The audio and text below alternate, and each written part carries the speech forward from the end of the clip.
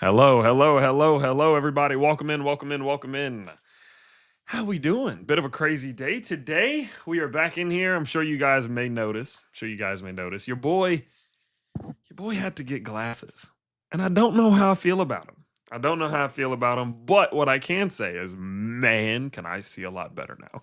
I had no idea my vision was as bad as it is, but it is absolutely terrible, and I didn't know that until I was driving back, and I was like, man, it's actually nice to be able to see while you're driving. I realize how much of a liability I've been.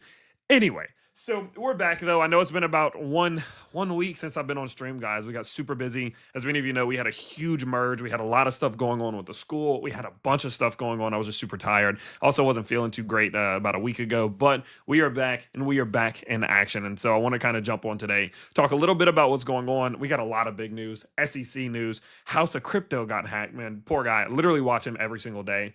Bybit got hacked, a bunch of stuff. So we're going to cover that. We're going to do a technical analysis section. We're going to look at some fundamentals. We're going to do a lot today. So I hope you guys are strapped in and ready to go. And yeah, I hope you guys are having a good one. Again, I know it's been about a week, so I'm sorry about my absence, but we're back and better than ever. So happy to have everyone in there. Okay, well, people like the glasses, or people like the glasses. We love to see it.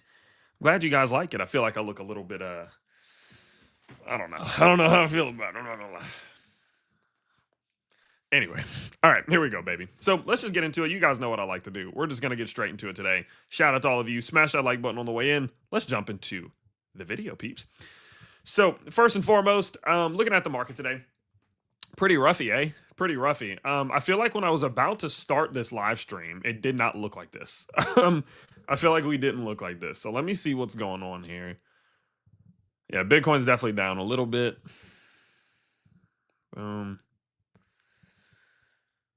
Okay, so let's see what's going on. Yeah, a bit of a rough day. Bit of a rough couple hours. Realistically, we saw a pretty macro rejection. We were talking about this rejection level. We did get rejected off of it, so I will talk about that in a second here. Bit of a rough hour. So looking at the market, kind of seeing it falling a little bit over the last hour. We're seeing the losses led by basically everything. Nothing standing out too much. IP still holding up pretty dang on well. Things at a $1.15 billion market cap. Pretty impressive, honestly. Pushing into the top 76 today, which is cool. Virtual is kind of making a bit of a return on the day, but still down quite a bit on the week and the month. Okay.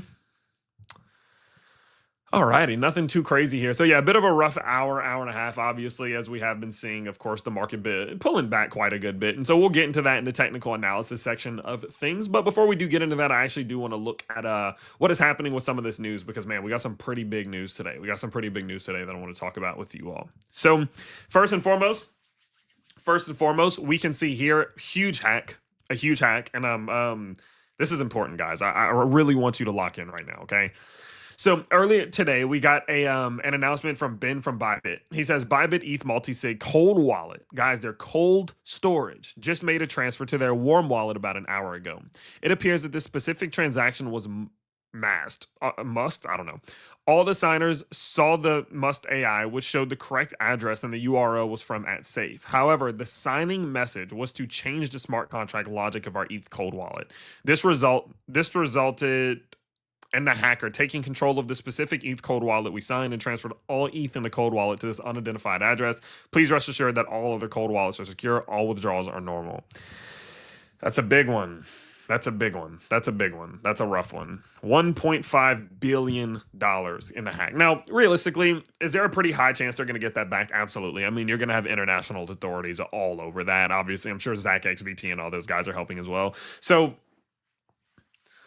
it's a rough one though, man. Like, even if they get it back, it's not a good thing. And it just kind of, it shows you, right? It shows you just how crazy the space can get. I mean, they figured out a way to get into their cold wallet, past their multi-sig, hide the multi-sig transaction to make it look like something else. Everyone thought it was normal, looked like it was going to the right wallet, so that the second that they signed it, $1.5 billion down the drain. Now, geez, it just goes to show. And the reason why I wanted to start the show off with this today is just because it goes to show you that you can't ever get too comfortable. Because I tell you here all the time, right? You need cold storage, you need a multi-sig, you need all of these things, right? But at the end of the day, even with that, you still can't get too comfortable because you never know. Don't have all your money in one multi-sig wallet. Have it spread out across multiple wallets, right? Don't ever just have it in one type of wallet. Have it in multiple different types of wallets and multiple different wallets, right? Like, you need to make sure that you are taking the proper precautions. I'm going to be vulnerable with you guys for a second. In November of 2024, guys, November of 2024, my company, which is an influencer relations agency, made one mistake. One mistake. We thought that we were signing on a transaction for one of the influencers that we manage for them to get an allocation. It was a masked disguise, or like a mass transaction. They got access to the wallet. $100,000 gone down the drain, never to be recovered. We lost $100,000 in an instant because we got too comfortable. We should have double checked it. We didn't double check it. And look what happens, right? And so the reason why I wanted to kind of make this for you all was just to show you, no matter how big you are, no matter how smart you are, I've been in this space a long time. I take security more serious than probably anybody you ever meet. And I still lost. $100,000 because of this. In addition to this, we saw earlier today, let me pull this up real quick, 1 second. Hopefully they get this sorted out. This is sad, dude. You don't like to see this at all. This guy. Revealing my million House of Crypto. Very good channel. Nearly 250,000 subscribers. Dude got hacked earlier. Twitter. They have his Twitter right now. If you go to his Twitter, I guess they took it off of this, which is a smart move, unless it's connected to this. Let's see. Yeah, they're just deleting everything now, which is good. But like, they were on his Twitter just posting a whole bunch of scams and stuff like that, like getting people to buy a whole bunch of bullshit, right? They got that. I think he said they took $130,000 freaking dollars from the guy, right? It's crazy. That's just today. It's weird. It's honestly just weird timing. But like, I'm sorry for harping on this for so long, but it just reminds you, you might have the best strategy. You might have the best practices. You might be one of the best traders that has ever graced the earth. But if you don't take your security right, it won't matter, right?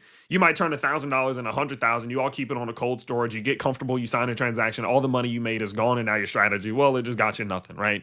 So please lock in when it comes to security. Lock in. If you've had all your money in one wallet for a long time, just make a new wallet and send it to the new wallet. Stop taking screenshots of your private keys. Stop taking screenshots of your recovery phrases. Stop doing all that. Put them in somewhere that's safe. Keep them in digitally locked places or physically locked places. Stop clicking random shit on Twitter. Stop clicking YouTube subscription links and stop.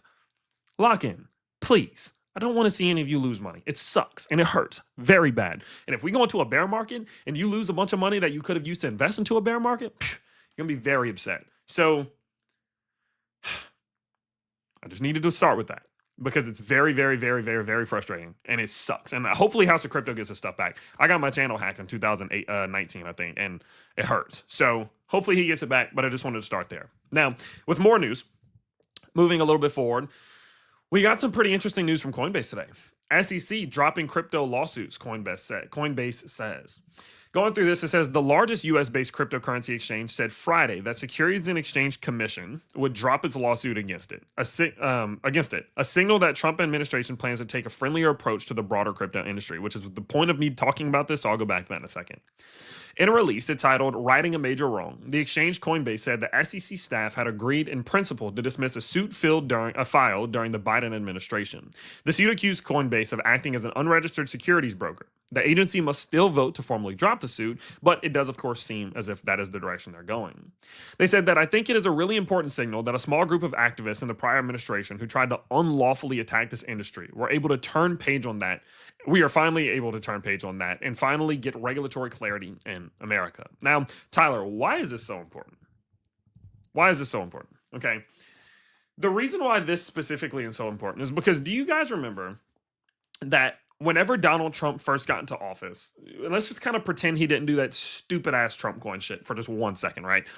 And think back whenever he got in office. I told you all that the approach that he was taking was actually a very responsible approach. And the approach that he was taking was one that I saw a lot of value in because it was going to open up a lot of opportunity for long-term growth and progressiveness in the sense that What he was doing was starting at the core. He was starting at the foundation. He was coming in, assigning a crypto task force, working on some of the legislational things, opening up doors that would allow people to build on top of a stronger foundation some of these beautiful houses of crypto. Shout out to House of Crypto. Now, this is another step in the right direction. And what I mean by that is that this is just a sign that all of the things that Trump was doing right whenever he got inaugurated that were to the benefit of crypto are continuing even now. And obviously, Trump has nothing to do. I'm sure he didn't even know about these conversations that were going on, but it's not the point. What you can see is that some of these implementations that Donald Trump was making that would be beneficial towards crypto are now benefiting crypto. Starting to work on the SEC, removing some of those people who are making dumb decisions, and starting to implement a task force that would look at things from more of a logical perspective is now leading us down a route in which we're probably going to see the SEC dropping its case against Coinbase and probably other companies as well. Now, what's the big picture of this? Well, the big picture of this is that more companies will start looking to be innovative in the United States.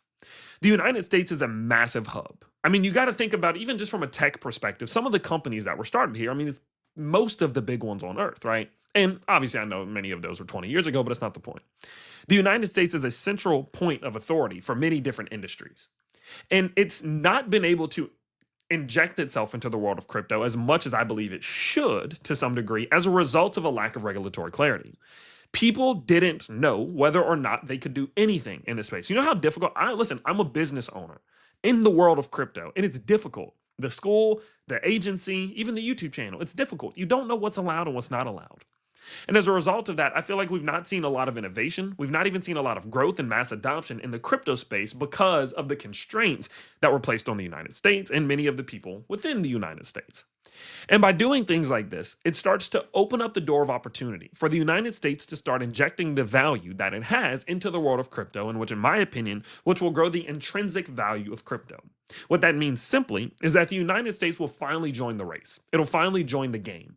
And what I've come to recognize is when that happens, you look at some of the different impacts that the United States can have, even from a liquidity-based perspective, that is a good thing as a whole. Does it mean more institutional manipulation? Yes. Does it mean more centralization? Yes. But at the end of the day, that's the direction the crypto market's going in anyway. So at least it starts to put it in a position where there is more liquidity, there is more innovation, there is more adoption.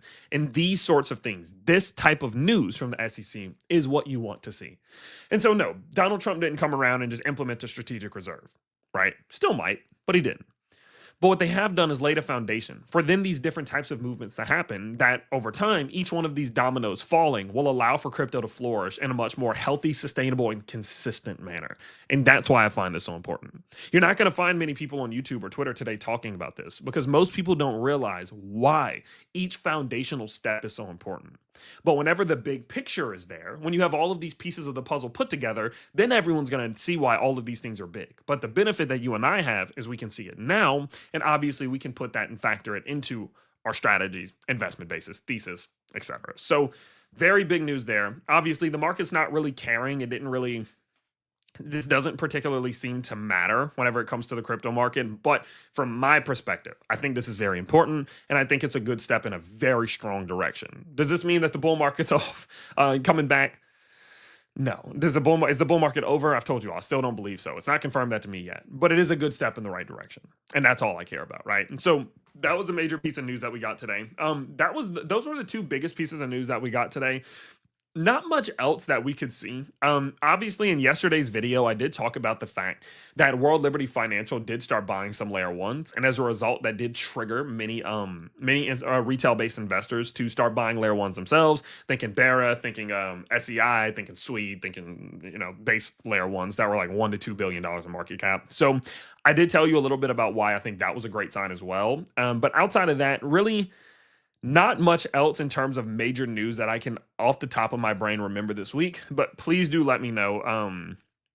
Please do let me know if there's anything that I'm forgetting. If there's anything that I'm forgetting, let me know in the chat. So from a news perspective, the hack, very bad. I don't think that's really going to impact crypto at all from a more macro perspective. But I do think the SEC news that we got, from the most part, is actually pretty damn good news. And I am glad to see it. Now, Is it kind of the end all be all news? No, obviously not. I think the majority of where crypto is right now is relying on what's happening from an economic perspective. I think the market's not really going to do much until we get more of a clear picture as to what the Fed's going to do, as to what's going to happen with inflation, job reports, and things like that. And that is a part of why I believe the market's not really doing that much. But it is, again, just at least a good sign. It's good news, a good move in the right direction. Okay, so with all that in mind, that's kind of the quick catch up for the last week or so of what's been going on in the news. A lot of big news today. And so what I want to do now is let's make a bit of a pivot and let's start looking at some of the technicals and fundamentals.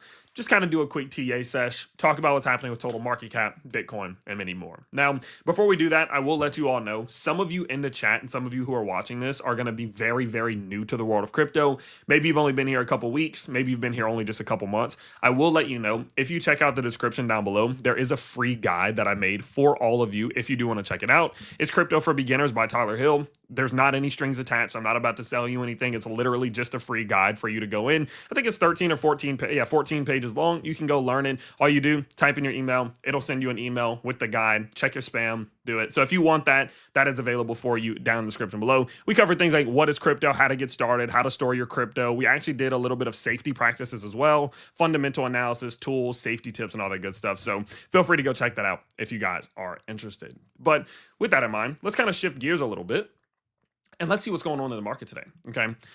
So let's start with Total One. Looking at Total One, we can kind of see a very clear picture. Okay. I would say we can rather see a rather clear picture. And that is that the market is really just at an indecisive moment.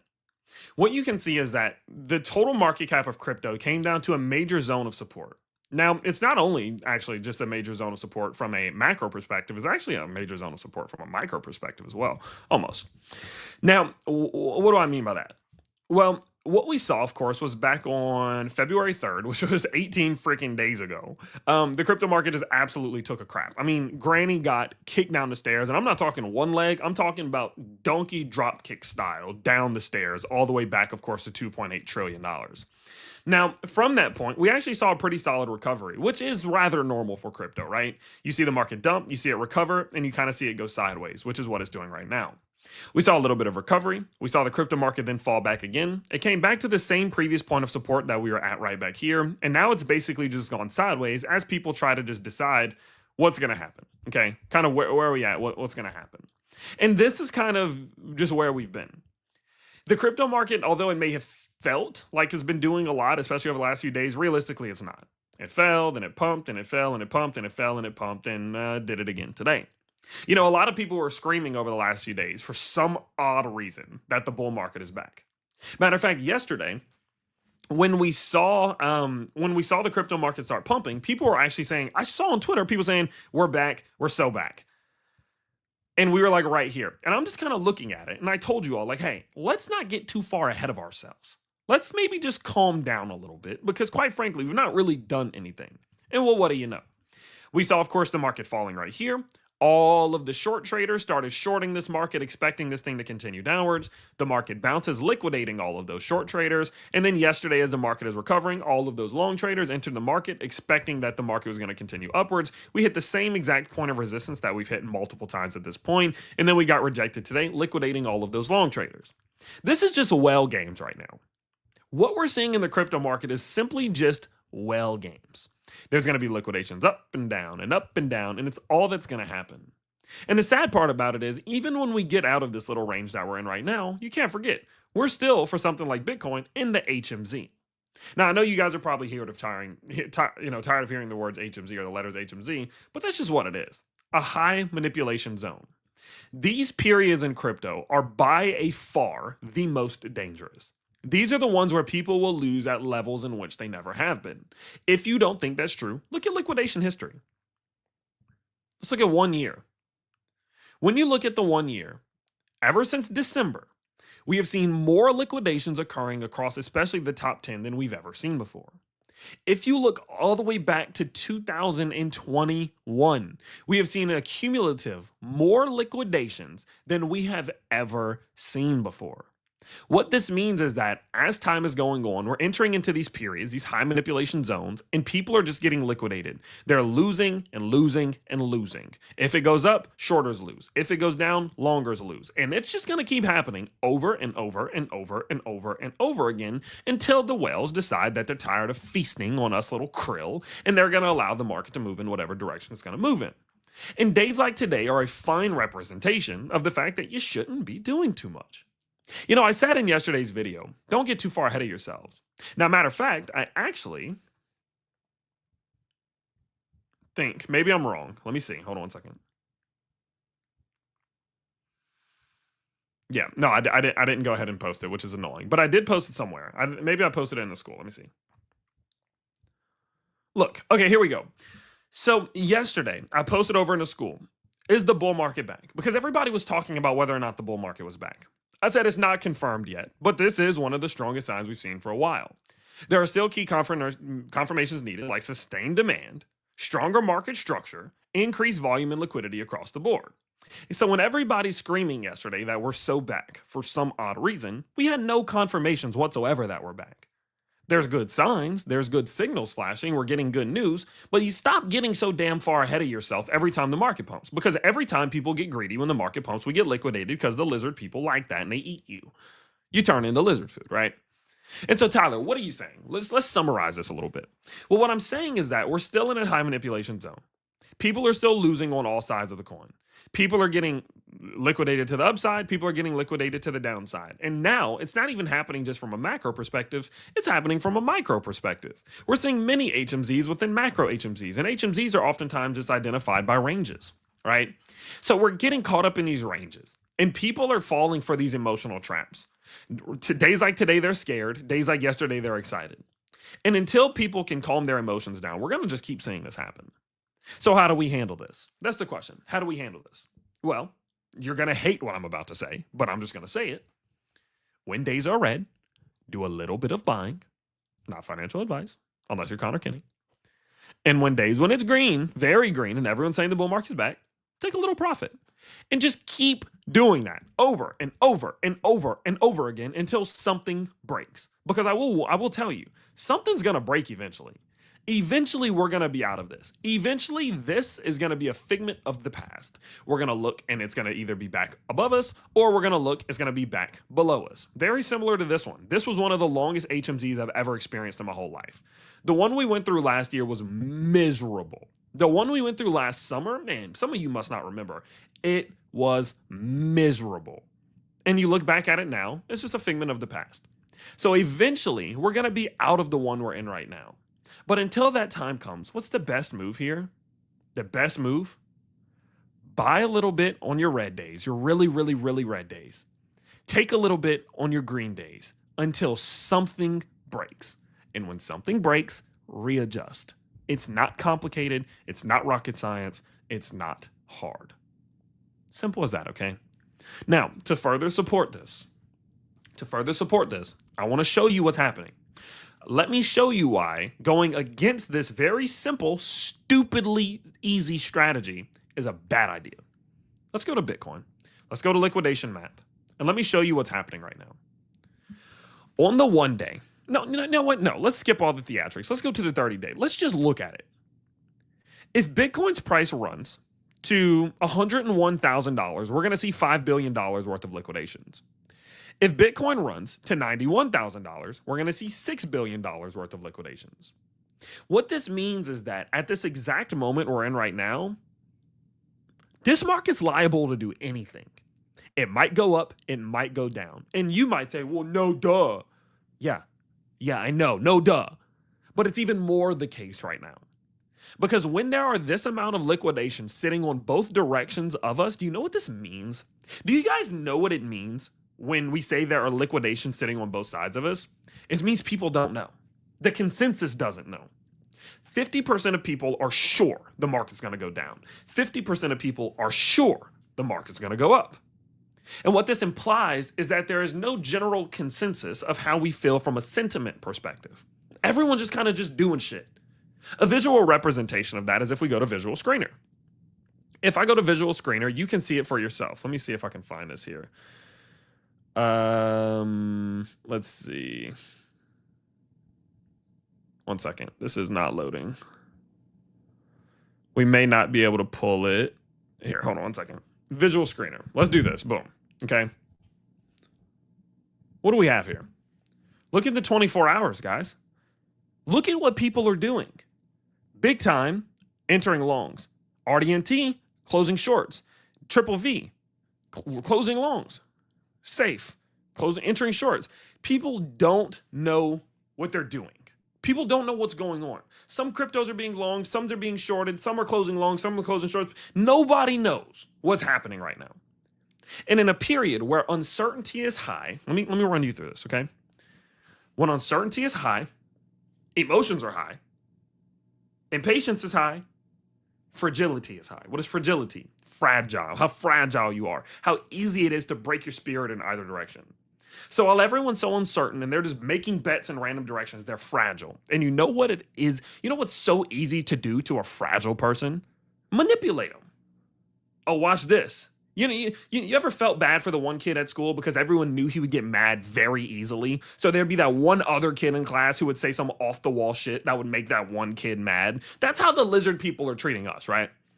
They're like, well, the market's easy to manipulate. We're just going to keep going up and down, breaking everybody's spirit, taking all their crypto, making them panic sell, making them panic buy, making them revenge trade and just take all their money, right? Right? And look, that's what leads to this. That's what leads to this. So in a period like this, where there's a bunch of liquidations down here and a bunch of liquidations up here, just assume everyone's going to get liquidated. Just assume this market will swing up to 100,000 and down to 92,000 at any given moment. And the only way to avoid that, the only way to not get caught in that and to lose in that is to not be on high leverage, to not panic buy, to not panic sell, and not revenge trade. If you avoid all four of those things, you will be totally fine. If you don't get hacked. That is a fucking topic for another day. If you don't get hacked. If you don't do those four things, you'll be totally fine. So what's Tyler Hill doing? Tyler Hill's not really doing anything. I'm not really doing anything. I'm buying on days where it's down, and I'm selling on days where it's up. And it's just that simple. Now, you might call BS. Let me show you an example. If we go look back, when was the last time that I bought something? Okay. I bought a little bit of SWI. Okay. I bought a little bit of SWI on February 19th. Let me show you how simple this is. On February 19th, I bought a little SWI. What day was that? February 19th was right here. Why? Because we were down. The market was down. So what did I do? I bought a little SWI. Now, my SWI purchase is up anywhere from 7 to 8%. I bought a little Ondo. For example, I bought a little Ondo. February 19th. Let's go down to Ondo. Where you at? There we go. Bought a little Ondo. Guess what? My Ondo bag was up. Now it's down. So guess what I'm going to do? I'm going to buy a little more. See how simple it is? So for something like SWI, I bought when it was down. It goes up. Take a little profit off the table. This one, I bought when it was down. It goes up. Then it goes down. I buy a little more. And then when it goes up, guess what I'm going to do? I'm going to take a little profit. And I'm going to do this over and over and over again until something breaks. Because yes, oftentimes I don't really, I'll open up long trades or I'll open up short trades or I'll hedge my short or I'll hedge my dollar cost averages, right? I'll hedge my dollar cost averages with leverage trades. I'll explain all that in a future video, right? I'll do all those things. No, not right now. Why? Because manipulation's too damn high. There's too many manipulative moves happening all over the place. It's too risky. It's too risky to be doing all that. Days like today where I go look and I say, okay, let's look at crypto bubbles. What's down? MENT, something that I like. Ondo. Ondo's down a good bit today. Guess what? I'm going to buy a little Ondo. And am I investing a lot? No, duh. Absolutely not. But I might take, if I got $100 to invest, I might take $1 or $2 and just throw it at Ondo and just see what happens. And if it goes down more, I just throw another $2 at it. It goes down more, I throw another $2 at it. But then guess what? The market finds relief. The lizard people are tired of pushing the market down. Then they push the market up, liquidating the short traders. The market moves upwards. I start climbing. The $6 I invested is now at $10. I take a little profit. And then when the market falls, guess what I'm going to do? the same thing over and over and over again until something breaks. It's simple, it's clean, it's easy. I don't even know why I'm saying this. When you're in an HMZ, the only way to win is to either not do anything, completely stop, or find your red days, buy a little bit, and on your green days, sell a little bit, and just play the little game. You're not even really making much of an impact. If we're going to be honest, all of the little mini buys and sells I've done in here, maybe they've locked me in 1 or 2% worth of profits. Tiny amounts. The real gains come from moments like this, right? When I was doing those little buys and sells last year, right? Buying and selling and buying and selling and buying and selling, yada, yada, yada. I was maybe locking in 5, 10% worth of profit. But you know what? I locked in 30% when we ran. So the real gains come from these moves that make a difference. But if you just have to be doing something right now, buy a little bit on red days, take a little profit on green days, and leave that shit alone. Period. Simple as that.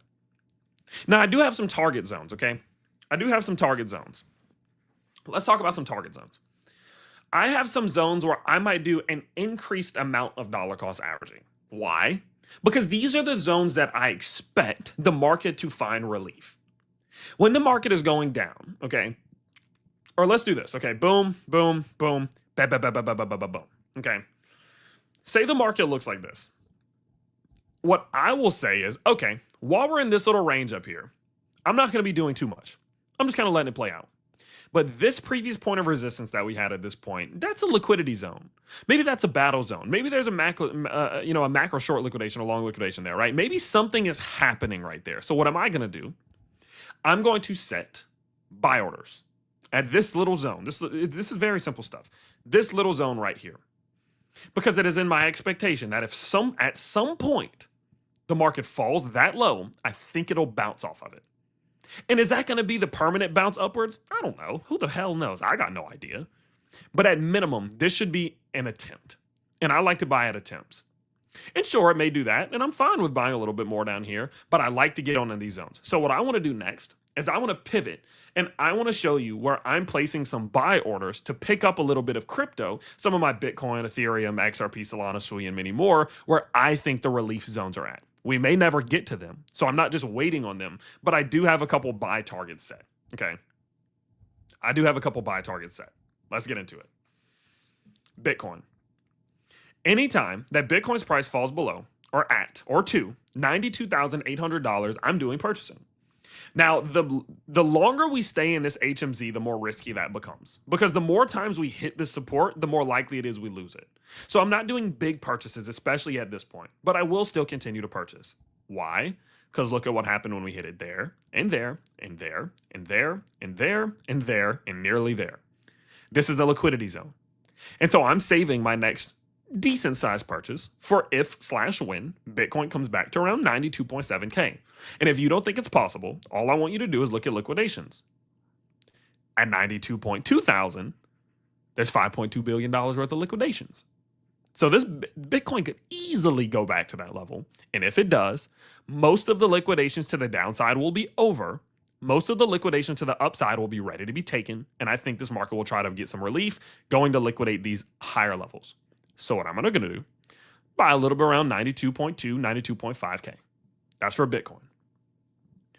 ETH. Similar position, okay? Similar position in the sense that if we look at this from a macro perspective, ETH has a very clear little range of support. This little range of support rests between $2,095 and $2,300.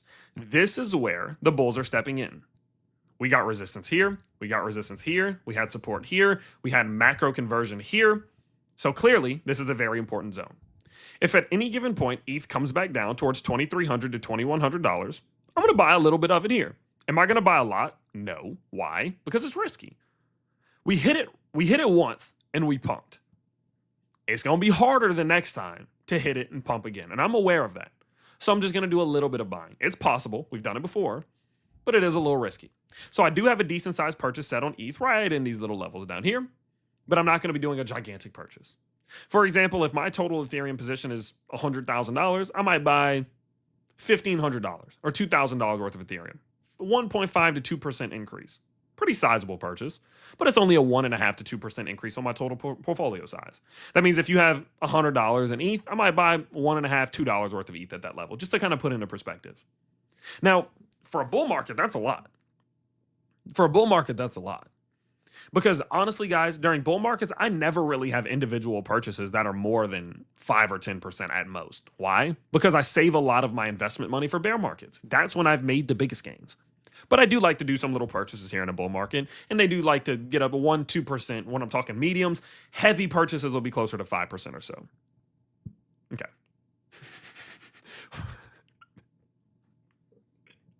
Okay. Moving next. Solana. Solana's a bit of an oddball because Solana's actually backtesting on a macro perspective at this exact moment. What you can see here, Solana had resistance, resistance, resistance. It creates a diagonal trend, okay?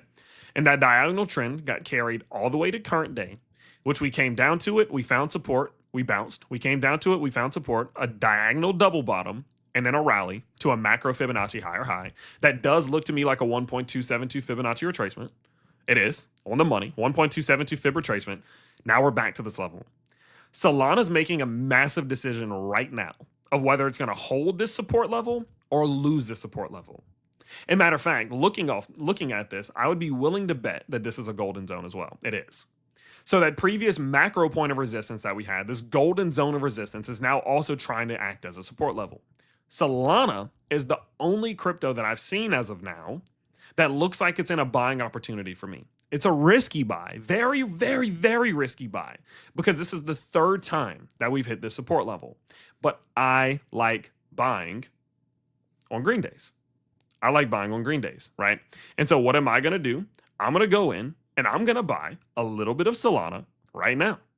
So I'm going to pick up a little bit of SOL at $171 and just see what happens.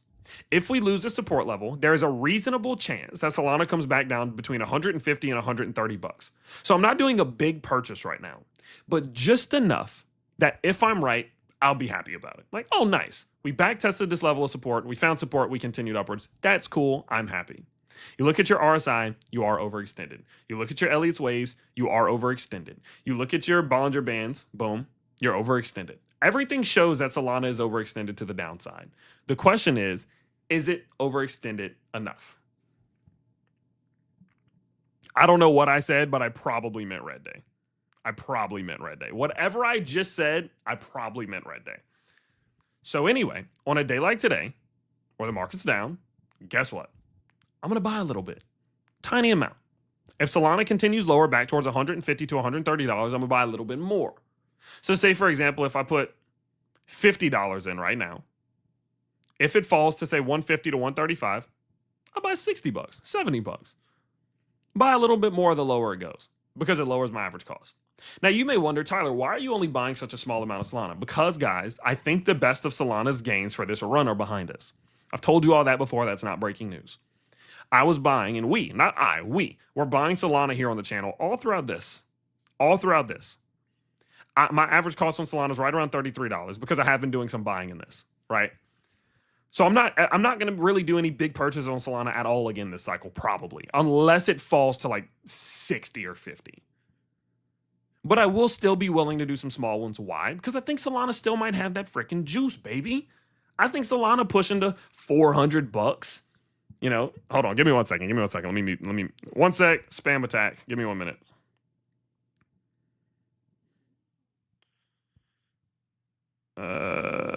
Come in, guys. Don't worry.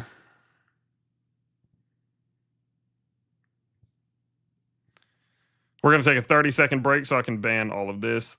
Moon_on_ETH. 30-minute break so I can get rid of the spammers in the chat real quick. I feel so studious wearing glasses these days. Moon_on_ETH.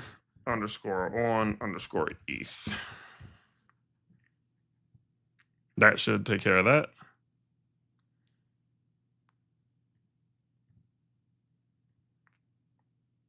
All right. Hopefully I didn't ban anybody on accident. Okay, I think we're good. Let me know if they come back. Okay, so anyway, when I look at Solana, I'm gonna buy a little bit, leave it alone. If Solana comes back to 150 to 135, boom. That's where I'm gonna be doing a little bit more buying. Let's go on to the next one. XLM. XLM's a weird one, and I need to look at this from a macro perspective. Okay.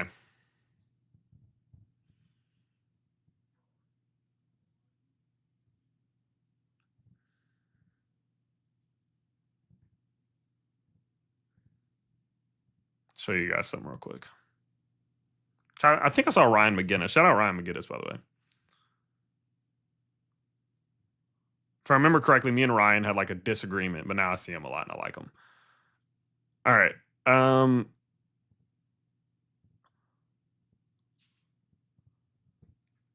Okay. So for XLM, where I'm at is that XLM's in a healthy correction. It's in a descending channel. I love descending channels. You all know that. I don't need to harp on that for too long. XLM's currently sitting at that 50% threshold. The way that I do this, 50% threshold, I do little buys. The 25% threshold, which is the top of this green box, I do a little bit bigger buys, right? And in the bottom of this box, I do big buys. Okay. This is the way that I go about this. Little buys around the 50, a little bit bigger at this 25% threshold, a lot bigger within this green box, especially towards the bottom side. Very similar to what we've seen here, okay? And so for XLM, it's very simple. I'd be willing to do some tiny purchases here, but I would be saving most of my cash to do some bigger purchases just in case at any given point XLM comes back in within this green box. So that's what I would be doing. So my buy zone for XLM right now is looking to try to snag some up within this green box. This is very healthy though. This is very healthy. This is a very strong, and shout out obviously to XR Render. Much appreciated for the $2.50 donation, my friend. But this is a very healthy correction for XLM. I love the fact that our RSI is overextended. You look at your Elliott's waves, and last time I checked them, actually, we looked rather healthy. It's not loading. It's okay. I'll go back to that one later. You look at your Bollinger Bands though, Bollinger Band contraction. The likelihood is that whenever you have obviously like a sideways channel like this and your Bollinger Bands fall within this channel, it usually does mean that you're consolidating within this channel. And usually what it means is that when you break out of this channel, which is this parallel channel, you're going to break out. Like you're going to send it out either up or down. I don't know, but statistically it should be upwards. So I am going to do a little bit of I'm going to do a little bit of buying on XLM, especially if / when we head back towards this green box. That's the strategy. That's the plan. Okay. Asking about Render. Yes, I'll talk about Render in a second. Shout out to you. Looking at Ada Cardano Ada. Let's kind of look at this from a macro perspective real quick.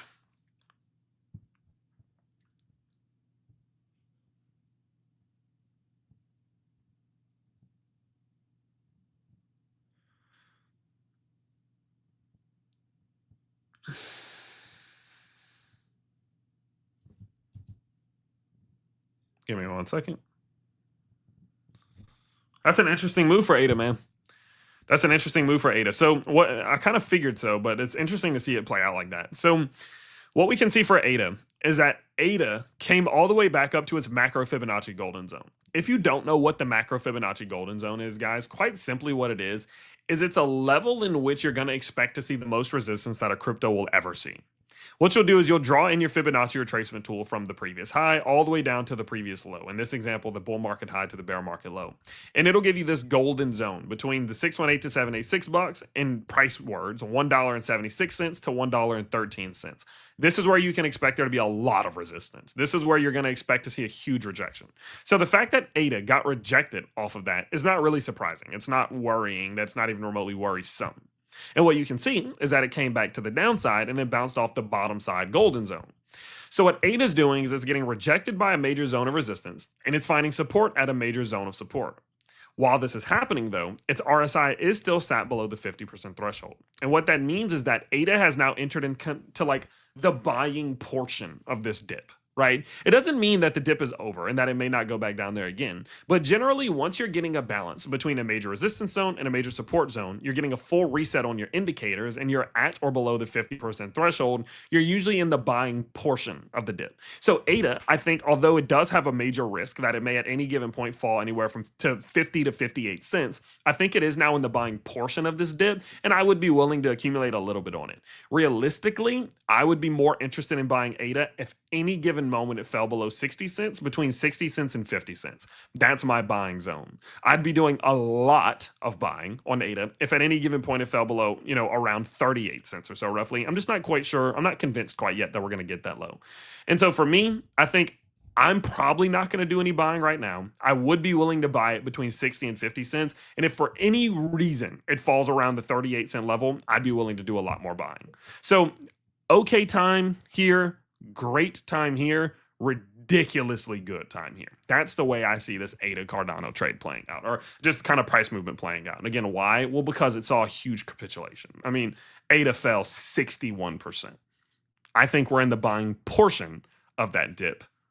But maybe not to say again that it can still do this, right? It can still do this. So I'm not saying go all in, but buying portion, right? Sizably, integrally bigger purchases. You get the point, okay? So that's where we're at with ADA.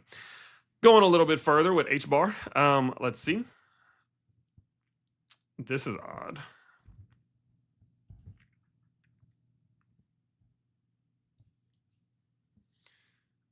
Ready.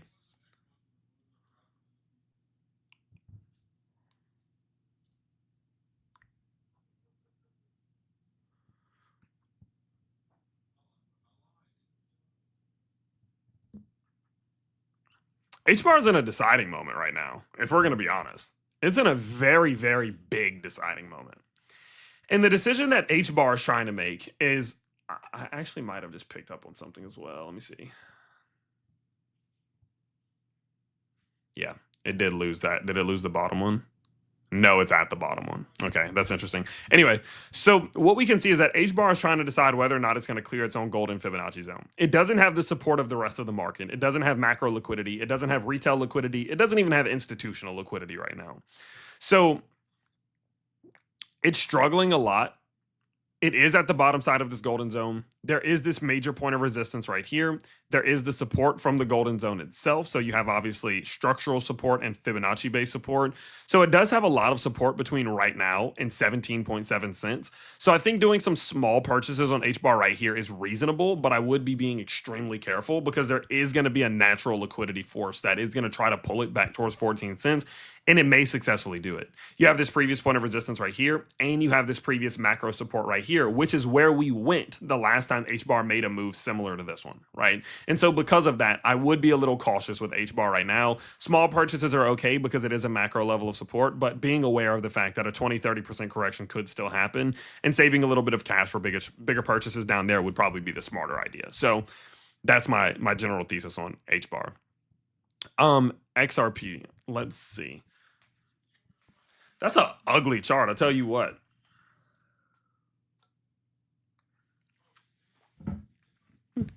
Someone said, do you really think we are getting those buying opportunities again before going further up? I don't think that. I don't know, quite frankly. I really don't know, and I'm going to be honest with you. I don't know how this market's going to play out. The short term is unclear. Manipulation is higher than I've ever seen it before. Liquidations are objectively higher than they've ever been before. So I don't know, but at least I'll be prepared for it if it does happen by having these buy orders in place, if that makes sense. So that's why I'll do a little bit of buying here just in case it does go up and save some cash just in case it doesn't. Easiest strategy. But remember, right now isn't the time to be doing much. Right now isn't the time to be doing much. Not in here. Not in this. Not in one of these. Not in one of these. Okay? Got to be careful. Looking at XRP. XRP's ugly. I'm not going to lie to you guys. I'm not particularly loving what I'm seeing. You're not going to probably like what I'm about to have to say. But I am a little concerned. I am a little concerned with XRP. This is going to be a bit of a hot take. Some of you are going to get real pissed off with what I'm about to say, but I'm going to speak my truth, and it is what it is. The reason why I'm not loving what I'm saying is because XRP is now that we saw this recovery, in a confirmed ascending channel at the top of a move. People disagree with me a lot, and it is a valid critique, but no one's been able to provide decisive data that says what I'm saying is wrong. I've noticed ascending channels at the top of moves upwards are very dangerous. In the sense that what normally happens is they do this. Oh, we might have froze for a sec. Give me 1 second. Yeah, they do this. They enter the ascending channel, they capitulate out of it. It's almost always what happens. I would say 80 to 90% of the time. You look at SWE. Look at what happened. You remember when SWE was in this ascending channel and I warned everyone? I said, hey, I don't like this. I think SWE's going to try to pull back towards these bounce zones. Be careful. And I took profits right here and right here because we were losing steam and we were creating bearish divergence. And then it capitulated down. And then we saw SWE's price literally from the time I took profits to the bottom fall 54%. This is what I mean. Everyone was calling me a moron right here until it happened. So when I look at XRP, it's a little concerning. There is a bright side, though. The bright side is that we're not seeing bearish divergence particularly. Okay? Particularly. And the only reason that I say that is because what we are seeing right now, although on paper is bearish divergence, which looks like higher highs, lower highs, you're also getting these high or these lows, these consistent closing based lows going upwards while these are going downwards. Now, if we're being technical, you have a low, a lower low, a low, a lower low with bearish divergence at the top. That is bearish. But if you're considering the closes, which is what I think is actually more important when you have a wick of that size, of this nature like this, when you're looking at the closes, we are trending upwards here, downwards here. What does that mean? Well, what it means is that the price is moving upwards and it's losing momentum, obviously, but it's giving the price a chance to reset, to open up the door of opportunity to go back up. So this means that while it's been going upwards like this, it's actually cooling down. It's resetting. You're seeing a lot of this overextension from back in December calming down and relaxing, right? We're not anywhere near as overextended as we were back then. The problem is, what I've noticed is that usually when this type of stuff happens, you'll trend upwards, this will trend downwards, you'll flat line, this will capitulate, you'll find a low, then you try to run afterwards. So I am still going to go ahead and say that XRP is a risk right now. But I wouldn't say it's as big of a risk as what we saw with what happened with SWE back here, because SWE was a different story. SWE was putting in higher lows, lower highs, objective bearish divergence, and a steep ascending channel. That was dangerous. This one's still a little dangerous, but not as dangerous as the last one. So for XRP, I'm not doing any major buying. I'm still taking some profit off the table anytime we get these little pumps, and I'm just leaving it alone. And I'm aware that in the back of my mind, at any given moment, XRP might capitulate. Now, does that mean I should just sell everything right now? No. Why? Because I think we're still in a bull market. I've said that consistently. People disagree with me, and I may be wrong, and I'm okay with being wrong. But I've not seen the technical confirmations to confirm and show that the bull market is over. And knowing that I don't think that the bull market's over, I'm not just going to sell everything right now. I'll take some profits off the table. I've taken tens of percentages of profits off the table with XRP. I've closed down, 20, 30%. But I'm still going to leave some open just in case. What if we do capitulate and then run? What if we don't even capitulate? What if we just run, right? What if something crazy happens? What if the Bitcoin Strategic Reserve does happen and then BlackRock starts talking about buying XRP and phew, it takes off, right? All those things are still possible. So I'm not selling everything right now, but I'm definitely slowing down the buys. XRP's had its fun, guys. I'm not saying it can't run anymore, but it's up 550% when most things aren't up nearly even to their all-time highs, right? Either. And so for XRP, the way that I see it is that it's had a lot of growth. It's had a lot of gains. There's no need to be loading the boat right now, and there's no need to sell it all. On green days, take a little profit, and if it does capitulate, I'll probably accumulate a little bit more, expecting it to try to find a low and continue upwards. That's my general thesis. Some people disagree. Don't care. That's the way that I see it. And again, I was buying XRP. My average cost for XRP is around a little bit below $1. So I'm also, that's a part of the reason as to why I'm not doing much accumulating right now. I'm happy with my average cost. I'm happy with my bag size. Okay. But in general, this ascending structure is sketchy. And it's a little worrying. Okay, I'm going to be honest. Okay, and I'm curious to see actually what the weekly's at. That weekly's still high, guys. The weekly's still high. Weekly RSIs can stay that high for a while, so it's not super concerning, but it is still high. So all things considered, again, XRP is not at the top of my list for what I'm buying right now. That's for sure, right? I'm not doing anything with meme coins right now. I'm not really buying much Pepe. I'm not buying much SHIB. I would be willing to buy a little bit if my average costs weren't better than or were worse than they are now, I guess. We're not in the part of the cycle to be worrying about meme coins and microcaps. Maybe doing some small bids, small gambly plays every now and then is okay, but I definitely wouldn't be too worried about Bonk, Pepe, Shib, Doge. I wouldn't really be worried about all those things. One, from a perspective of they're very risky right now in a period of uncertainty. And two, we are getting signs that people are shifting back to utility right now. And so I think meme coins are going to lose a little bit of the love, especially because everyone associates meme coins with scams, right? And so since meme coins have been getting hammered and butchered so much, maybe doing some small purchases on them is okay, but I'm not even focused on them. I'll worry about them when I feel like it's an appropriate time to worry about them, which doesn't feel like right now to me. And the last thing that I did want to cover really quickly before we kind of shift gears a little bit was Render. I did see your message. Shout out to XR Render. I think just kind of my general thought process for Render is that slow accumulation makes a lot of sense, right?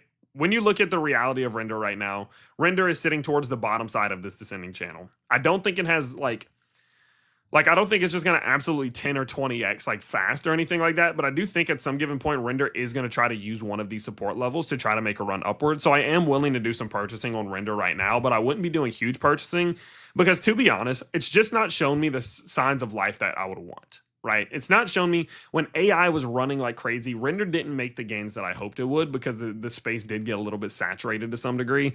And so because of that, I'm not going nuts on it, but I would be willing to do some small purchases here because it wouldn't shock me whatsoever as if we do see a Render, Render's price run somewhere towards like $20 to $33 over a long period of time, right? Throughout an entire market. So there still could be 8, 9, 10x involved, but it's going to take time and it's not going to be easy. And it's not showing me those amazing signs of life I'd be hoping for. So I wouldn't be doing like big mass purchases on Render right now.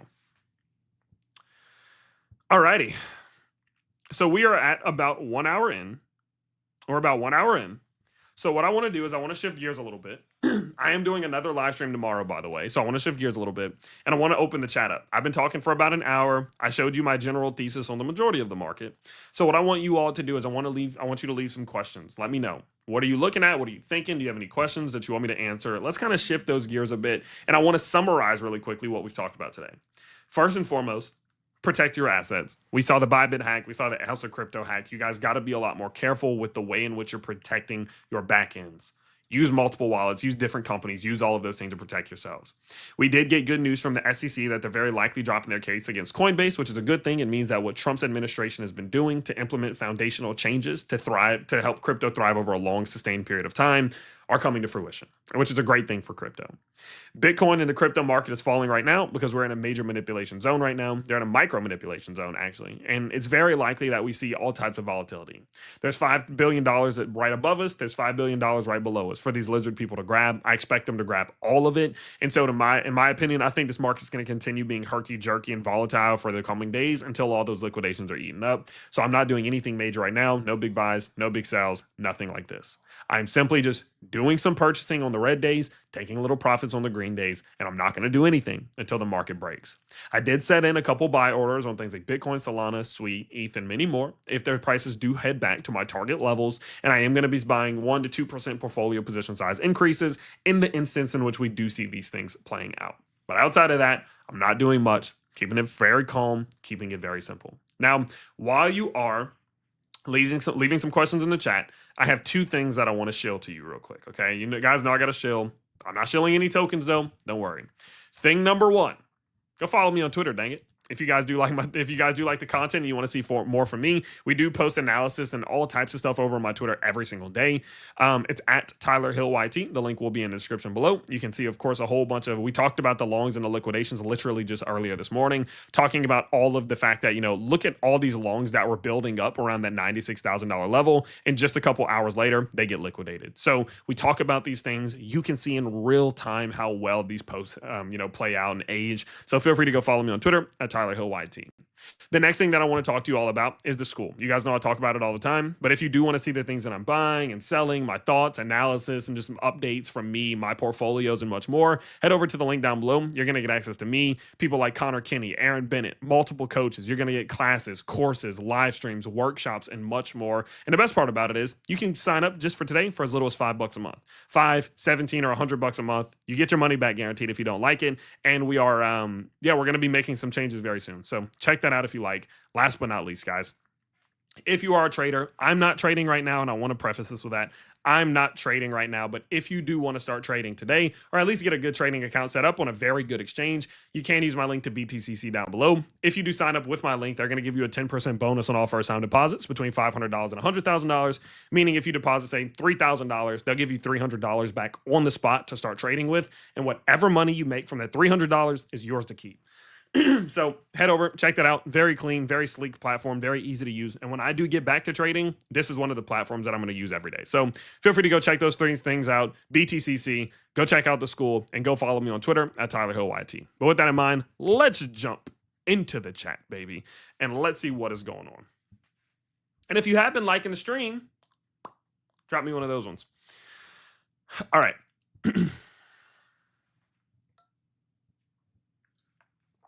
Zay, go back like 4 minutes, and I gave a quick summary. My question is, why isn't anyone bullish in chat? Because all the big boys are buying, LOL. Why I think short term? I'll see you all in paradise in Q4. That's just how it is. People, for the most part, get caught up in how they feel right now and not how they might feel in a few months. You know, I think about it in the sense of, okay, if the market does rally, how would I feel in a couple months? If you'd be very excited, be very happy. Therefore, I think that's probably the most likely scenario, so therefore I'm happy now. But to each their own. We're all on this journey in our own individual ways, so what can you say? Are you familiar with Arthur Hayes and his predictions? That sounds super familiar. Let me see what he looks like. Arthur Hayes. Black dude? Yeah, black dude. Now, I don't know much about him, but definitely interested to hear. Let me know what I should look up or something. Listen to Tyler, in all honesty, I had a good bit of ETH on FTX, working with my lawyer to get my returns, but they are paying us on the low end of 2022 market. Crazy, bro. Let me know how y'all feel about the glasses, by the way. I don't know how I feel about them. I can see a lot better, so I'm going to be wearing them, but let me know if you like them. All righty. On Coinbase. Buy the weekend or do nothing. If it dips like crazy, I'll do a little bit of accumulating this weekend for sure. Oh, also, I literally forgot to tell you again, if any of you have just joined in, head to the link down below. There's a free guide for beginners. Crypto investing for beginners. It's very simple, like what crypto is, how you can get started, where to store your crypto, how to dollar cost average, what technical analysis is, indicators, fundamental analysis, different tools you can use, safety tips, avoiding scams, all that good stuff. Go check that out. If you guys are interested, that is available for you down there. No strings attached. You literally just enter in your email. It'll email it to you. You can sign up. Go check it out. I almost forgot to tell you again, so feel free to check that out if you're interested. Do you agree with Raul Paul that the blow off top will be end of 2025? I don't know. I don't know, to be honest. It depends on what the next month or two look like. That'll kind of tell us everything we need to know. I think it's just liquidations. I think it's just because you got to think, right? Like, it's not like this hasn't happened. I mean, we've been seeing similar moves to this over the whole like last week and a half. Look at Bitcoin. You got to be objective in the way you look at this, right? Objectively speaking, nothing is really happening right now. I mean, look at total market cap. Objectively speaking, nothing's happening. For the last 18 days, how many times have we done this? We've done it over and over and over again. So it doesn't even need a reason to fall. It's just falling. Liquidation games. Crypto used to be fun. It's like this most of the time. That's the thing that I don't think people realize. Crypto's like this most of the time. It's boring and not doing much most of the time. Then it has periods for like a month or two where shit goes out of control. Do you think the run for AI coins is over? It's over for now, for sure. I'm not investing in Veracity. It's just so funny how it's repeating recently. We were pumping during the day and then dumping. Today was obvious that it's going to be the same. It's do the same thing until something breaks. It never fails. It just depends on who we're talking about. Tyler, what do you think? What do you think of an event or some kind of catalyst to direct us in a bull run. I feel with bad news of scam coin, this hack is not good. I don't think the bad news is impacting us as much as people are acting as if it is. I mean, literally a major country just scammed everyone in the country to some degree, and Bitcoin's still at $96,000, right? And so I don't think the bad news is impacting us that much. So I would assume that good news would really impact us in a positive way. That's generally the way that I see it. Doesn't the fact that everyone is pivoting from memes mean that this is actually the time to buy them? You absolutely could, if you're willing to play a super long game. That's not a game I really feel like playing. I generally like to buy meme coins right after we see that transition from Bitcoin to utility and like macro caps, because memes are usually still in a bad spot, but it's much clearer that their time is on the way. Whereas I'm not sure when or if their time will happen again sometime even remotely soon. So I wait a little bit longer, but since no one cares about memes and everyone hates memes right now, not a bad time to buy them if you want. Let's see. I am new and freaked out in the beginning. I am new and freaked out in the beginning when this kind of stuff happened, and now used to these kinds of dumps. Keep your eyes on the prize. Exactly. You get used to it. You kind of just lose your emotions. Like, you just don't give a shit. It's like, yeah, oh well, whatever. I would hope so. I can't imagine why it wouldn't, but it's just not really recently. So if banks fully adopt XRP, do they have to hold reserves of XRP to transact? It seems like every day would be a giant pump and dump if they don't. They buy it to send and then it's sold minutes later. I need to look into the way in which that would work. I don't know the logistics of how it would actually work, so I'm not sure, to be honest. Yeah, how's the stock market doing today? How are we looking with traditional finance? Let's see.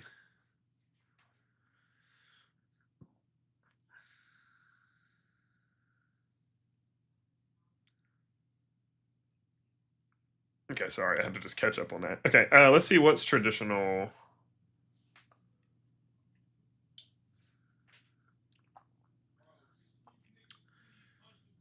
Let's see. Oof, shit. God damn. I'm down today, baby. Y'all want to see something disgusting? Watch this. Look at this bullshit. See if I can get it to focus. Look at, I can't show you, but this shit is down $1,700 in the Robinhood portfolio today. Blech. No one likes that. That's not fun. Alrighty. I'm so close to the 1 year ownership of my portfolio, end of March. When that time comes, I'm hopeful to start taking profit. I'm up 40% overall since getting in. Don't think that's horrible for a noob. No, that's a fantastic, dude. Most people are going to leave their first bull run with nothing. So shout out to you. You're killing it. Fantastic job. I know. Everyone hates Robinhood. It's so convenient. It's so convenient. Jeez. I get my feelings hurt more when I see my Robinhood portfolio down like that. I'm like, oh, fuck. Because, like, when I see crypto down, I'm like, who cares, right? Crypto just goes down. But when my stock portfolio is down, I'm like, ugh. What's year-to-date looking like? Year-to-date's not terrible, though. It's, like, not good, but not bad.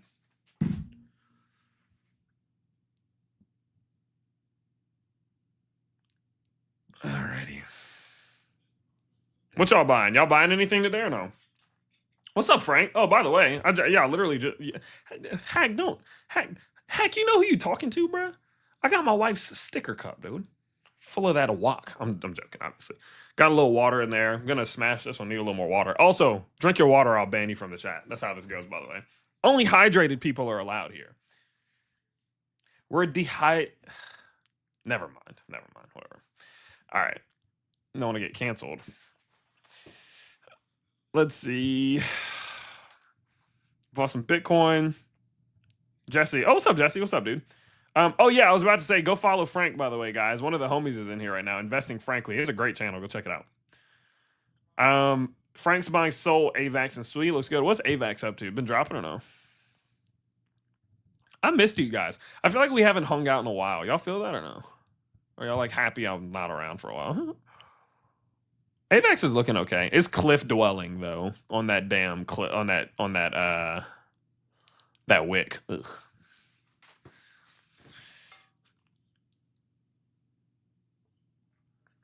How does this Hack affect the crypto market. Nah.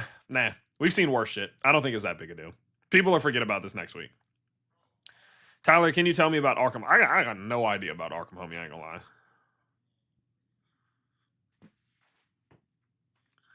What do you mean by cliff dwelling? I mean that in the sense it's staring off the edge of a cliff. So sometimes this thing in crypto happens. It's called eating the wick, in which you have a wick, you recover, and then you slowly just eat it. Like you just work your way down and you just eat that wick. Let me see if I can find you an example. I want to find a big one. Like this. This happens sometimes. So like you have this big wick right here, you go back up, and then you start coming back down and you eat the wick and you return to the same levels that you went to during it. And so like right now, AVAX is just staring off the edge of a cliff. It's deciding like at this moment, like, all right, do I jump or not? So a little spooky for sure, but what can you do? Yeah, everything can be hacked. Everything in crypto can be hacked. Started my first portfolio end of November in 24. So far, I'm up about 45%. Went heavy in XRP almost right away after doing the deep dive, but I'm terrified. Everyone says they lose money the first time. Yeah, you should be. You should be. But you'll be okay. Just take some profits off the table and be okay with the fact that sometimes you have to sacrifice gains for lessons. But oftentimes those lessons will come with bigger gains in the future. My first cycle, I made it out with like 8% profit or something like that. Not much. Second cycle, I made out with a lot more. Not as much as I could have, right? I mean, fuck, I rode Robinhood or Safe Moon. I rode Safe Moon down literally like I was up 70K at one point. I had like a 70K bag of Safe Moon. I rode that to 0. So could have had more profit, but just like in profit, you'll be fine. Guess I'm hitting the 9 to 5 life again. Link for what? Oh, Chainlink. How do we feel about Chainlink? Man, I feel like we haven't hung out in so long, guys. What y'all doing? Why y'all didn't send me a DM? Y'all don't care. Let's see. Chainlink.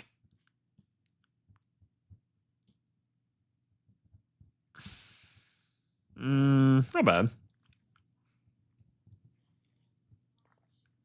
Yo, having glasses is so weird, dude.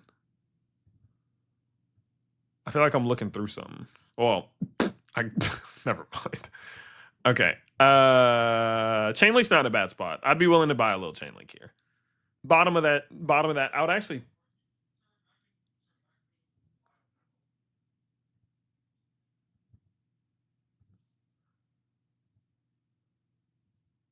Hey, did y'all watch Severance or no? The TV show? That's my shit.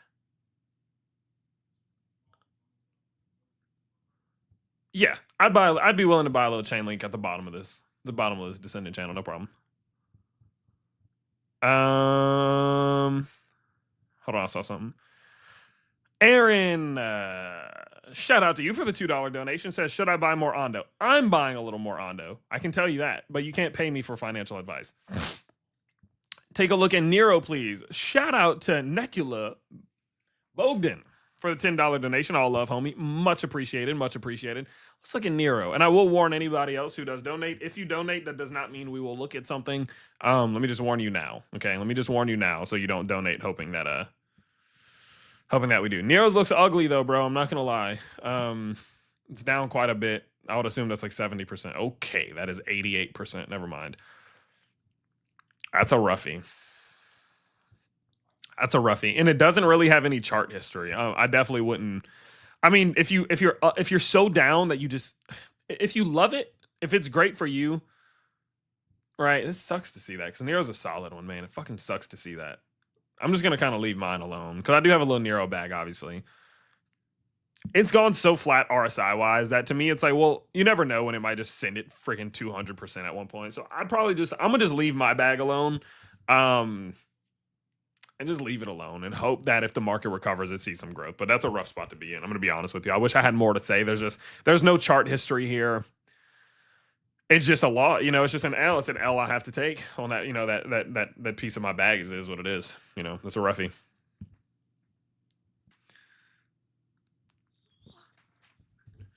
All right. Oh, Corey Lemoyne in the building says, "Truly appreciate all your insight and value, man. Your dad always said you were intelligent, and Patrick also put me on a few months. Love your school and insight." Well, Corey, much appreciated, man. I feel like I've heard your name before from my dad.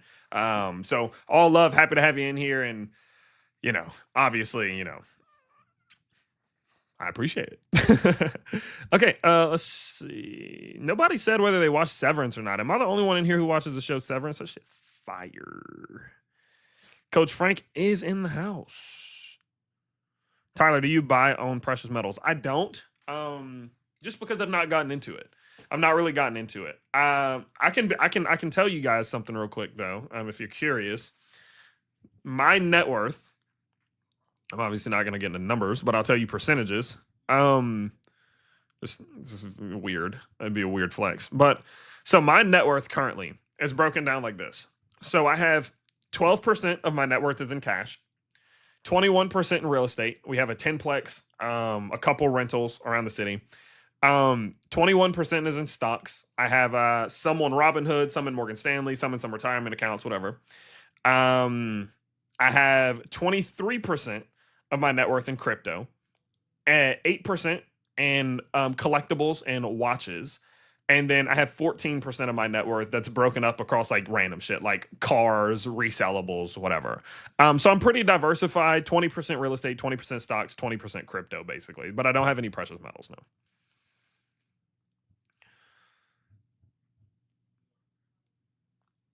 Alrighty. Thank you. I appreciate that, honestly. My wife loves them. I don't know how I feel about the glasses, to be honest. But I actually do really like being able to see now. So I got into leverage trading about 2 years ago and lost 10K trading leverage. Now I know what I'm doing with leverage and I'm profitable, but it's just easier for the majority to just buy spot on red days. 100%. That's the best thing to do. Just buy spot and leave this shit alone. Dude, I'm telling you. No, Andre, you got to watch this first. You got to watch the new season. All hell's breaking loose right now. You got to watch. It's so weird. Just watch it. Trust.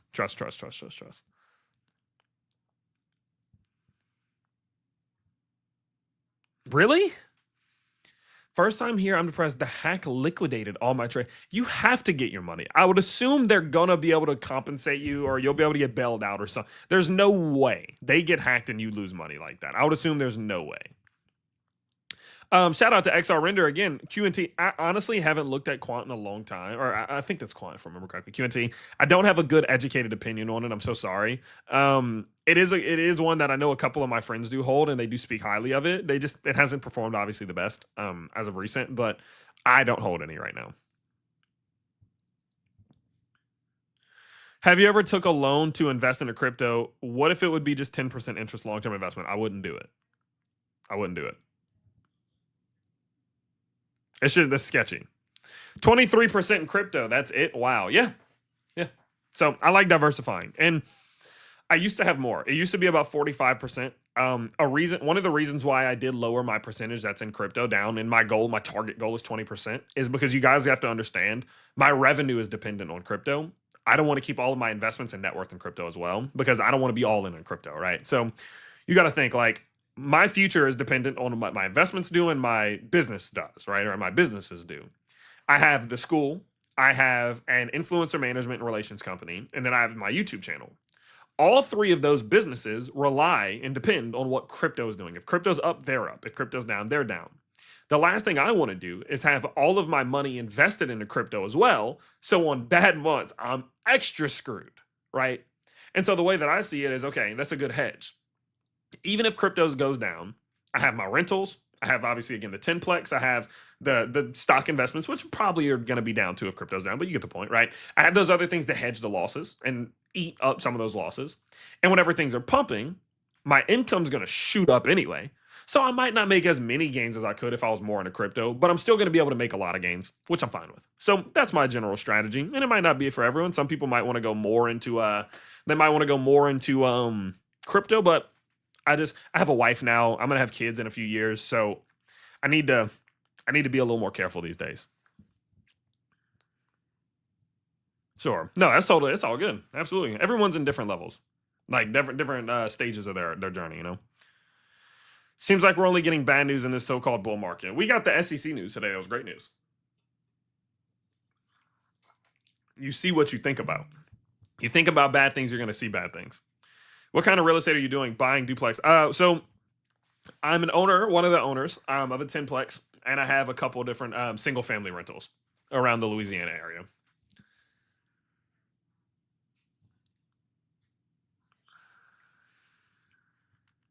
Mm. Do you mean like you're buying actual lots, like empty lots, or are there a lot of vacancies and stuff right now? My biggest loss in crypto, I had. This isn't objectively numbers wise my biggest loss because it's unrealized. It was unrealized gains that turned into realized nothing. Right. So I didn't lose anything really, but I did have $70,000 worth of Safe Moon. I didn't sell $1 of it because I was married to the Safe Moon community. And I regret that a lot because that was at a time where I didn't have much money. You know what I mean? So I still don't have much money. You get what the fuck I'm saying. Like, yeah, I regret that a lot. I wish I'd have took more profits, but hey, lesson learned. It is what it is. You know, that was a bad one.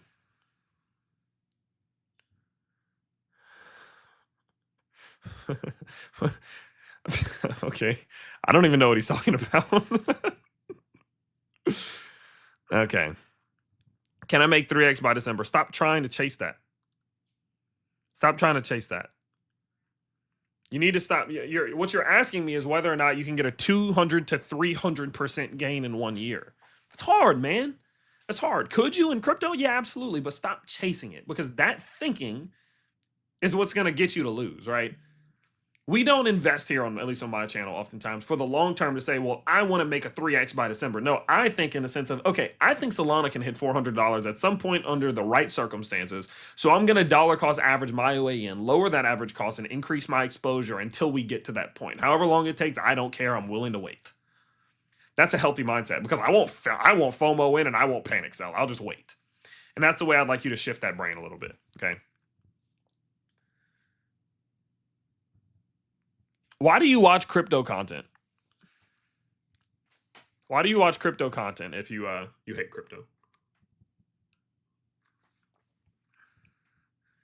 Damn. Mm. How does that impact the overall business? Does it hurt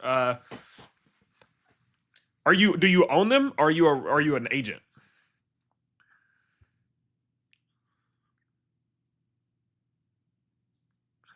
Okay.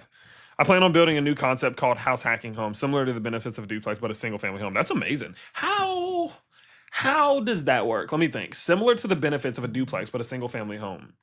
So is it basically like you have a basement for, I don't know if you guys probably don't have basements like us, but you have like an additional thing like attached to the unit that you can rent out to someone for them to live in, but it's not like a duplex. It's one house, but it's an attachment. They can live in, they pay rent, you use that rent to pay down your mortgage.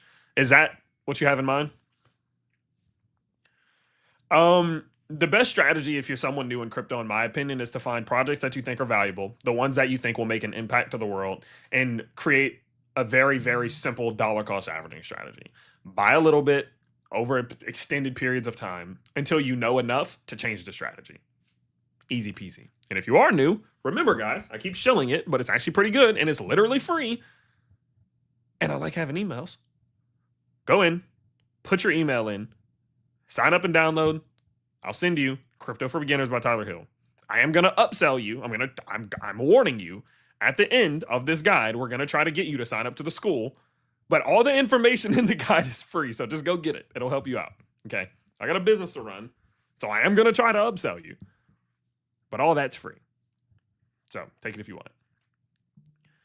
Bro, I don't freaking know, dude. They literally just said fuck off and banned me. I don't know. I don't know what I did. I mean, it is what it is, but I have my other Twitter now. I have my I'm back on my original Twitter account. I just wanted a fresh start, but whatever. What can you do?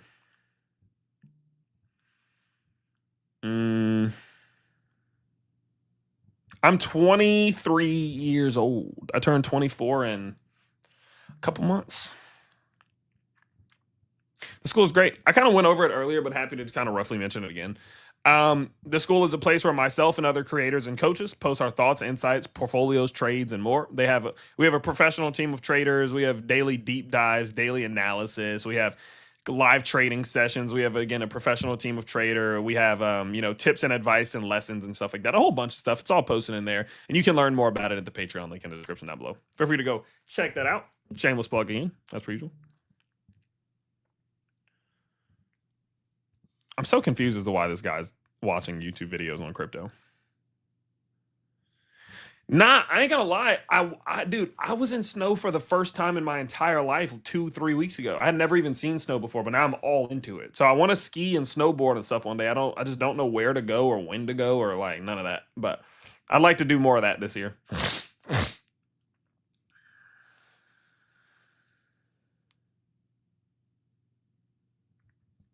Hey man, I'm a remodeler. Listen to this while I'm taking a shower. Not crypto related, but talking about rentals. What's your quick opinion of the real estate market recently? Love the videos, man. I think it's stable. I think it's much more stable than I expected it to be. I'm happy with the fact that it's kind of just a little calm. Obviously, a little bit of negativity in some of those more inflated bubble-like cities, but rather stable, especially in my area. Prices maybe dropped a little bit, but not substantially. I feel like it's a healthy, natural correction and cool down, especially in comparison to where people were fighting for houses in 2021, right? So very stable, very happy. Hopefully it stays this way for a couple years to allow it to just kind of cool off and reset a bit, but no influx of supply to some degree, not enough to obviously substantially impact the prices of real estate. So in the cities that aren't bubbles, right? So I'm pretty fine with it. I think as long as you're not over leveraged, I think as long as you're not over leveraged and you're not in an over leveraged city, you'd be fine, really. But I'm not. I'm not like a real estate mogul. I hope that's pretty clear. Basically, you have a separate entrance to go into first floor and second. It's a single family home, but it's designed to have a walled door that separates into unit and creates the benefits of. So it's like a duplex, but it don't look like a duplex. So it looks like a normal house, but it's a duplex. I love that. That's great. That's awesome. It's because you called it Twitter and not X. I have a Corvette. I'll just leave it there.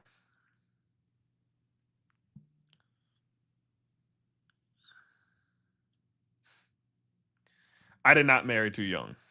We all marry when we marry, homie. I'm excited to have a 50-year anniversary one day. All right. What's up, Liz T? How's it going, homie? Come to Ireland and you will see the real estate market is insane. Nowhere near stable. Oh, shit. What's happening there? I was only specifically talking about what I'm seeing around me. I hope I made that clear. So sorry. saying that it is very beneficial if you own multiple properties, but very difficult to actually attain them. That's understandable. Is it? Where is it? Anybody from Australia in here? Isn't it in Australia, like in some of the more populated portions of Australia, where it's literally like dead ass impossible to own a home? Ain't it like ridiculously expensive? Or maybe I'm making that up. I don't think I am though. Somebody confirm that.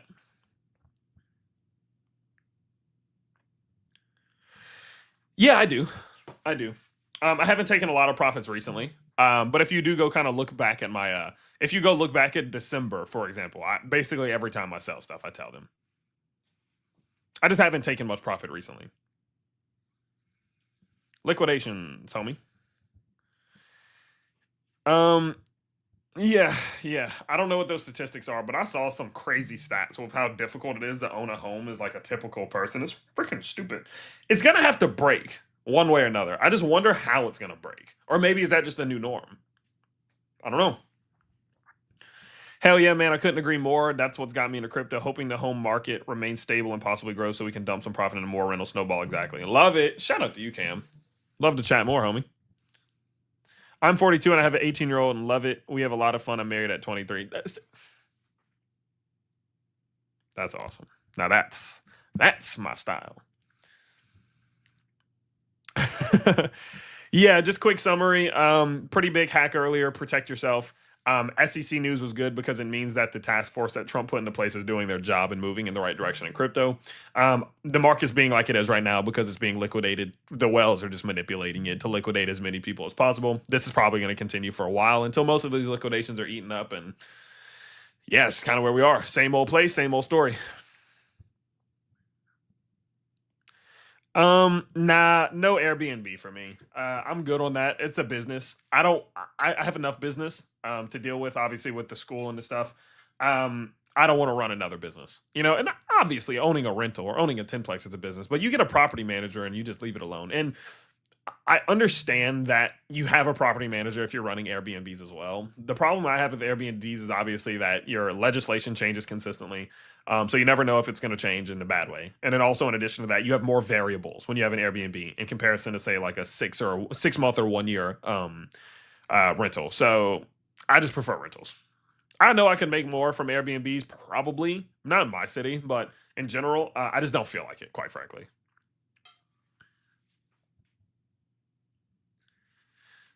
The greatest. I think I can speak for everyone when I say, dude, shut up. Shut up. Listen, the greatest. Send me an email, send me a screenshot of your YouTube channel. How about you come on stream right now and we talk about crypto? I'll cook you on stream and then you won't comment anymore.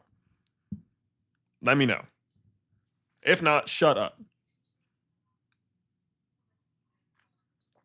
All right. Thank you for being genuine and doing the technical analysis because most crypto people I've seen here are hype. I try my best. I've been through a lot. I've had the ups, I've had the downs, but I try my best these days to just give you content that I'm proud of. Simple as that.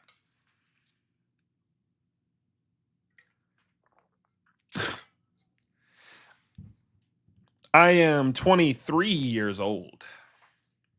I'm a 2000s baby, guys. I was born in the 2000s. How do you feel about that? How do you feel about that? My first year. So how far does this go? XRP, XLM, etc. What do you mean? What do you mean by how far does this go? Are you talking about down? Because it could get way worse. I'm gonna be honest with you. It could get way worse than this, homie. I want to warn you. Okay, this might be it for me. Are you tapping out, homie? I always, man, I try not to, if you're gonna quit, but just keep an eye out. I think crypto is gonna surprise people. I think it's gonna come back and really shock people one day. And so even if you do take a break, just keep an eye out. Maybe don't abandon it completely. How low can we see Bitcoin going? Bitcoin might run to 80K. It's kind of hard to tell. You are the #1 dude on crypto YouTube. Shout out to you. As long as I'm ahead of that redhead Connor Kenny, my least favorite best friend. Do you think the Bybit issue would force the market to go to a huge downtrend? No, probably not. 90s kid, I'll be 29 this year. Let's go. Shout out to you.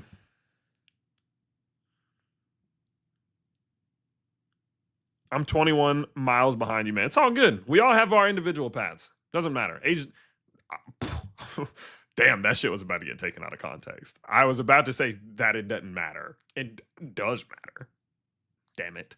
But whenever it comes to this crypto world, it doesn't matter how old you are. We all have to. I know 18-year-olds who are better than me at this. So. Absolutely, Luis. Luis. Shout out to you. Yeah. I'm from 1970 when the VHS was a hit and you have to call you on an iPhone to buy stocks. Shout out to you, XR Render. It's all good.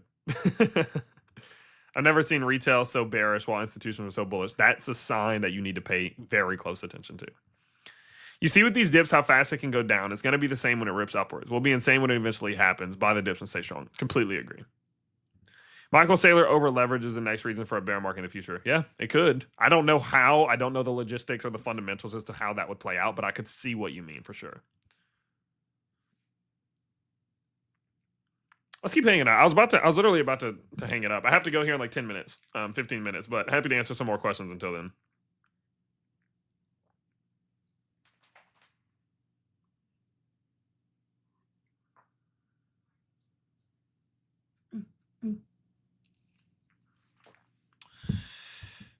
Where'd he go? Yeah, you remember that? Hold on, the greatest. Where'd you go? Now that I think about it, where'd you go? You were talking all that shit. Where are you at? Pull up. That's kind of where I'm at with these streams. It's kind of where I'm at with these streams. People going chit chat in these live stream chats, so I ask them to come on stream. You got something to say? Come on, just come on the stream. We can chit chat about it. And if you listen, if you can change my mind, kudos. I'm not closed-minded. I understand that I don't know everything. I'm only 23 years old at the end of the day. There's a lot about life I don't know. So I'm happy to open my mind to things, but don't talk that hot boy shit in the chat and not pull up. Anyway.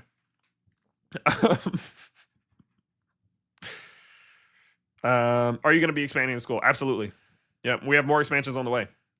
Is your course optimal for someone who works 50 hours a week, Monday through Friday? Yeah, you can kind of just jump in and just watch some vids when you want to watch some vids. Don't if you don't want to. It's not super demanding. Like you can kind of just, you can go about it and learn slowly as you want and as you want to progress. There's a lot of good value there. And we're going to be making it even better over time. So feel free to check it out. And yeah, I mean, I think so, but I'm biased. So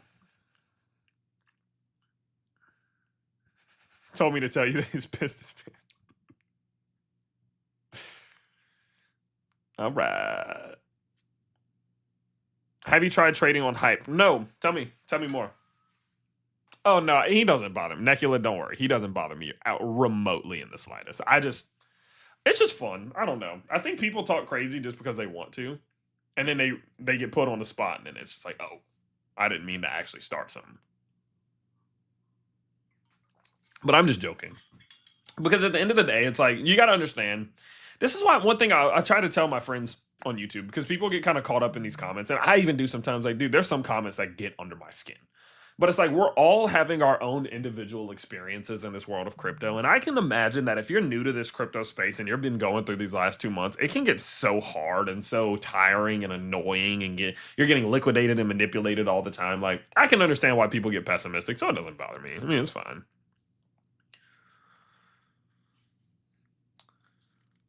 Alrighty. Well, look, guys. You're actually one of the better crypto content creators out there. Stay real. Much appreciated, XR Render. That's all love. It's all love. Happy to have you and happy to obviously talk to you and share whatever value I can. But look, let me run through this one more time because we got to wrap it up. You guys know I got a business to run. Be nice.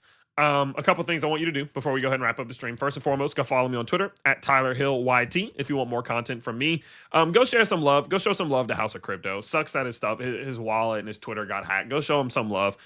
Let him know that we wish him the best. If you do want to start doing some trading today, I recommend you be careful. If you don't know what you're doing, especially don't do this. But if you do want to start trading today and you know what you're doing, go sign up on BTCC. You can get a 10% bonus on all first time deposits. Read the stipulations here. Obviously, there are a couple rules. If you do want even more from me, such as what I'm buying and stuff like that, basically every day, extra insights from me every day, exclusive stuff, you can check out our Patreon, which is linked down below. We're going through a huge expansion right now, so you're going to get a lot. And then last things last, if you are new to the world of crypto and you want a little extra course, a little mini free course, a free guide where I'm going to try to upsell you to join the school. I'm just warning you. But if you do want a free guide, you can enter in your email right here, press sign up and download. And it is going to send you this guide for beginners where you can get, of course, some more information about indicators, fundamental analysis, and all that good stuff. So, of course, if you have been enjoying the stream, I do ask of one thing from you at minimum. It's just smash that like button. More people see it. I know it's cliche, but it really does help. Helps me, helps the algorithm, and it helps me just feel validated, jokes. But I hope you guys did enjoy. I do plan on going live sometime tomorrow afternoon before the UFC fights come on. So we'll hang out. We'll kind of check out. We'll do a little a recap, maybe a bigger TA session and stuff. So do stay tuned for that, and I hope you guys did enjoy. See you, everybody.